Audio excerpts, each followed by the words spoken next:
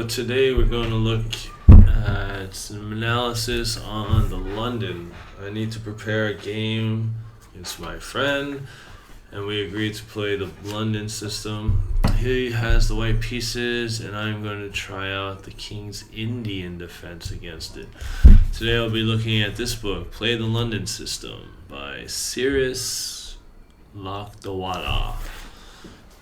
Chapter 6, he goes in depth on London versus the King's Indian. Oh, goodness. Okay. So we need to get some ideas, some plans, try and figure out how to play against the London with the black pieces. I personally would choose just d4, d5 against the London, but it's good to broaden our horizons and try new things. So let's see.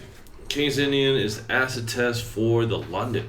Unlike most other chapters where we experience a pleasant feeling of security on the white side of the London against the King's Indian defense, there is good reason for us to feel uneasy. Black goes directly after our king, and we need good nerves to withstand the onslaught. Main benefit route we receive, the white pieces, is that we throw the generally booked up King's Indian players out of their normal lines. Once again, we seize the familiarity advantage. Alright, so obviously this is written for the white pieces, but at least it'll give me some ideas as black on what I might be up against. So it looks like there are three main ideas he discusses. The ideas to remember from this chapter, from this chapter. Black chooses the reversed King's Indian attack. This one is a dream for white, who is up 2 full tempi over normal King's Indian attacks. Our first tempo is simply from the fact that we have the white pieces, and the second tempo comes from black straining to play e5. With the time-wasting maneuver queen to e8, e5, and only then queen e7. So black straining to play e5 with the time-wasting maneuver queen e8, and then e5, and only then queen e7. Wow, goodness. Another plus for white is that c5 counters are usually ruled out due to the latent power of the white bishop lurking on h2. Oh yeah, right, because white's going to want to move this pawn to h3. That I know. So that's the first game we're going to look at, is this idea. Alright, so let's have a look at that game. Game is Spassky and Bukic, B-U-K-I-C. Bukic. Okay. Anyway, let's have a look at the game. D4, knight f6, knight f3, g6, bishop f4, bishop g7, e3, castles, bishop e2, d6, castles, and knight b to d7. Alright, hold on. Let's take off the engine for now.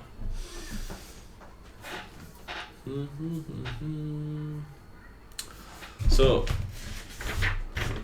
let me see something.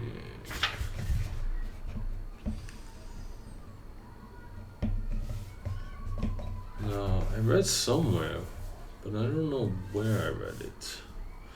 I read somewhere that the bishop should come to e2 instead of d3 because it makes no sense with the pawn on g6 and the pawn on h7.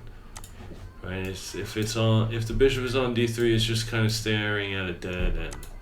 So it's a little better to go to e2. I know that for white. Okay. So another line, instead of knight b to d7, we can attack the bishop, which is a good idea. So that's also why one idea is to bring the pawn to h3 right away. So this can be met by this, right? Because let's keep this bishop if we can. Okay. So what does black want to do then? Oh, so let me take a look at this move. Knight h5. So bishop g5. Oh yeah. So go here. Bishop g5. So what happens if we just... Oh, can we leave it? Let me see. All of these games show that the best move is bishop g5. Wow. What does the computer think? So don't... well, you can leave it. You can play this move, maybe. But there's no games there. And in the d4, d5 line, I know that sometimes white will allow the capture of the bishop here, because this pawn is already on d5, so you can move the knight here if need. There's some lines where you can move the knight here. How cool is that? So I think it's probably best. What if we go here? Well, let's just take. Let me take. But it's best to go here. Let me move this down and think for a minute. So it looks like black wants to attack the bishop. Is that what he says in the book? Yeah, h6, h6, bishop h4, bishop h4, g5. Okay. Wow. Oh, I know this, right? Because no one is protecting this knight. Okay, no one's protecting this knight. So there's an idea to take, or you take here first. What do you do? You take... Oh no, wait. Me? Let me think. h6, bishop h4, g5, f to d2. Oh, you just move him out of the way. Okay. You just move him out of the way. And then I think it's black's best interest to take the bishop. Right. So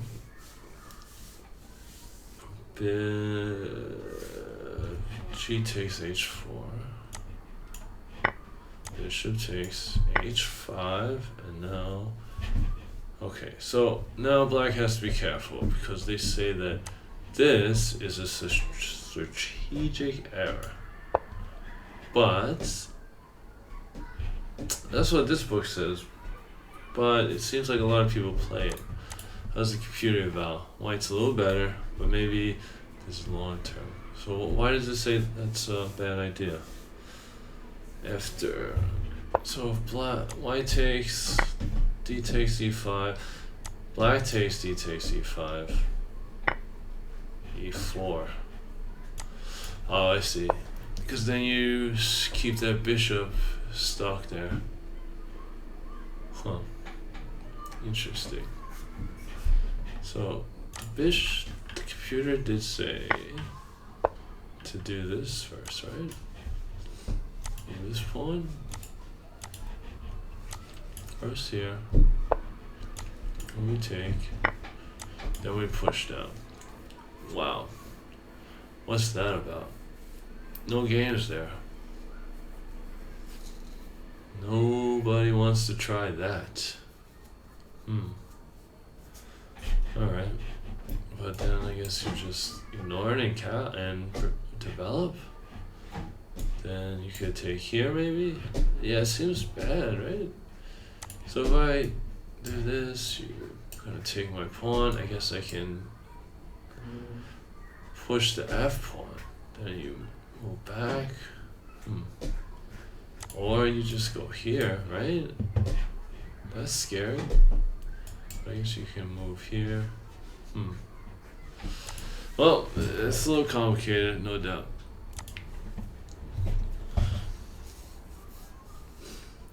So now they say here black should play f5. How's that? Only one game. Really? f5 they're saying? Oh no. They're saying d takes here, d takes c4, d takes e4, e4.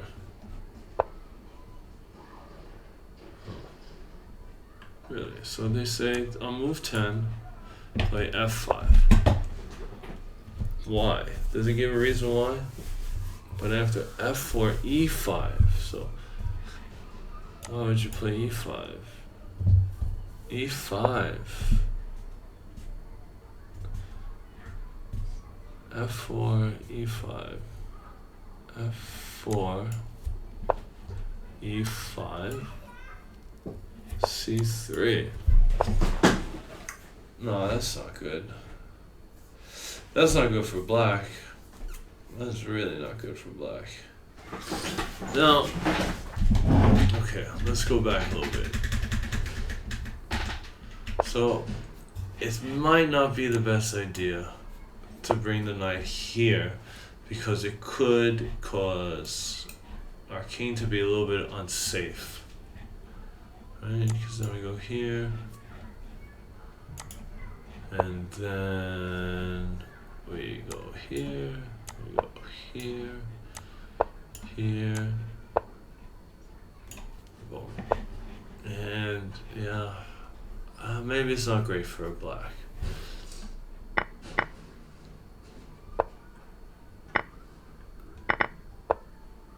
Okay. I don't think that's too bad, is it? What should I do? This looks good for white. Alright, so let's try the other line. Yes. Let's go normally, right? So here, this allows white to play h3. Queen e8. Because then we can push, right? Then we can push e5 before black. Because you have 1, 2, 3, 1, 2, 3. Alright, so if I push this now, you take, I take, you take, I take, you take, I take. So black can grab control of this square. That is pretty, that would be pretty good. Yes, yes, yes, yes, yes, yes. So queen e8, c4. Okay. So if white loses control of this square, at least they can control this center square.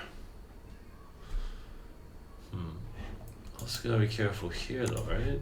So if we go,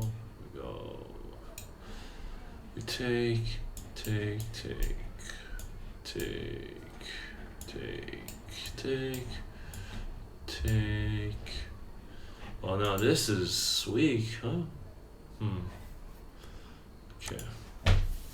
Something to think about. Oh, play it anyway. e5.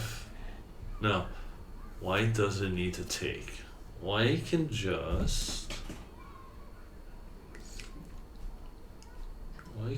retreat to h2.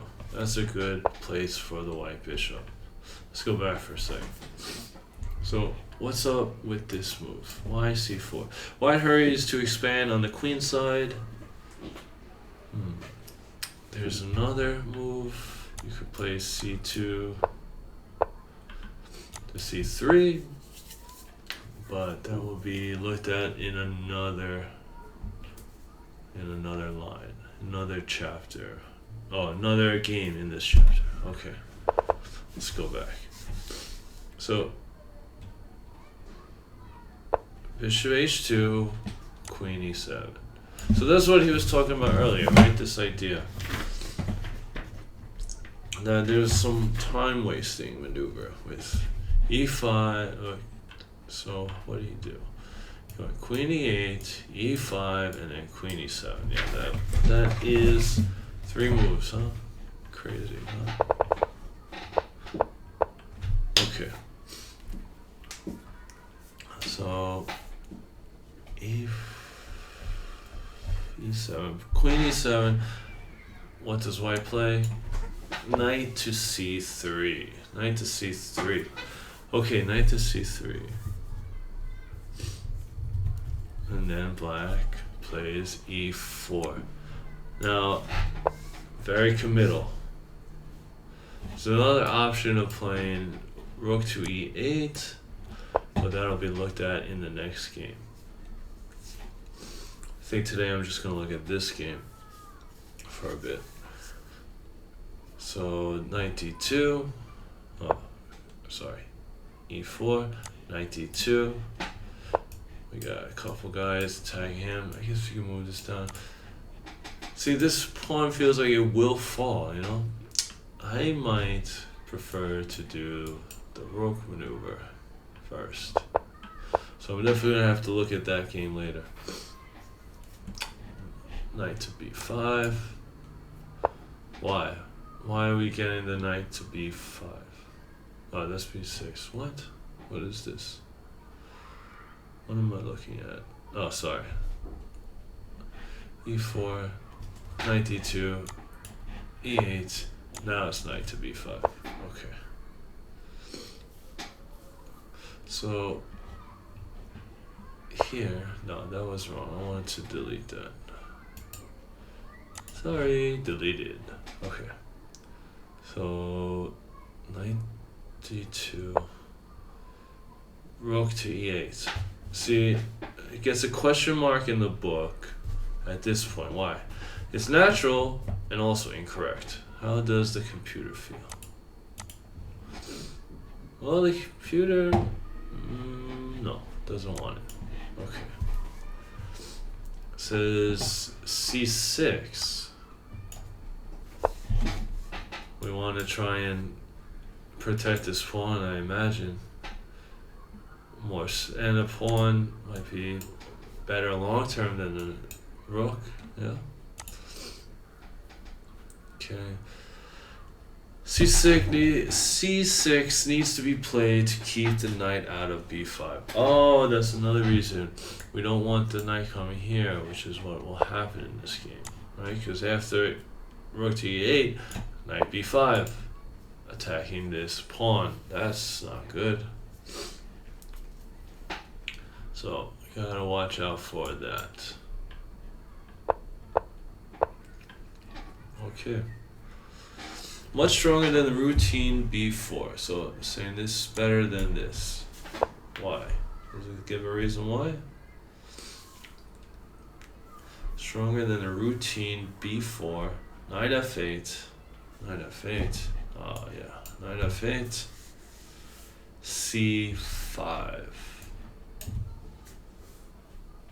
So. No wait. Sorry.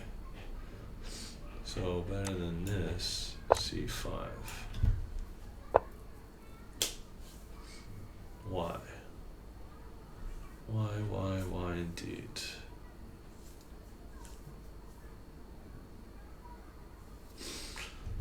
No, not even that. That's a move, but it's even saying that queen to c2 is better. Well then, we are really putting pressure on this pawn. But then, can't they just play c6 now? No. Maybe get some space over here so you can move the knight. Is that the whole point? Why? What do they want? Okay. Well, just keep that in mind, knight to b5 anyway. So, how is Bukik going to defend this pawn. Let's check the game. Queen d8. So this queen is just going back and forth. It was on d8, started the game there, then went to e8, then went to e7, now it's here. It's just like triangulation, dude. Okay. F8. So you can also play that. Oh, you can play knight f8. That might be better, really, because it's protecting. Queen is protecting. Okay. c5 though. Oh. Okay. So what's the other idea here? Is that okay then? I guess it doesn't. Oh, because you have the knight, right? Okay. So the pawn can take, and the knight can take. But once you move this knight out of the way, well, no one is protecting this pawn. Right? Or maybe. No, but the queen is. Oh, I don't think the computer likes that. Why? You could just take it? No way. Can I just take you? Oh, sneaky. Forgot all about this guy. Wow. How crazy is that? I forgot all about this little sniper in the corner. That's why we moved this pawn off. Huh. This is tough for black. I don't know if I like this one. Okay. So let's see, c5 and then a6. c5 is the lead up to a powerful piece sack. So a6, then we just take d6, a takes b5. Really? Oh, because of this. Wow. Right? Is that right? Oh man. Oh, here's the game. Here's the game I'm following right here. Huh. What is 50? Next game. Alright, so I'm gonna look at game 57 next time. I'm gonna stop here. Got a good idea of the opening. Alright. Thanks for watching. Bye bye.